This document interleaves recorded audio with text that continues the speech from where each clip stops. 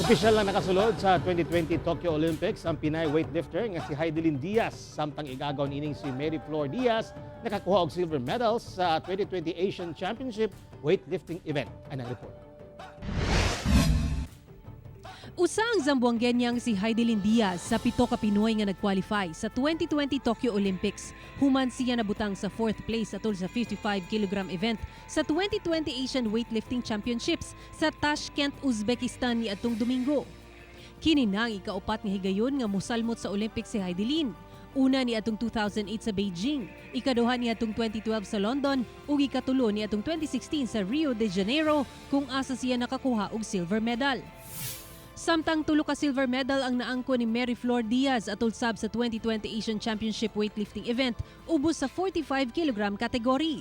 Nakalaban ni Mary Flor kinsa ig-agaw ni Hidilyn ang taga-India nga si Jilly Dalabehera nga mao'y nakadaog sa maong kategorya. Ako si Sarah Hilomen Velasco para sa One Mindanao.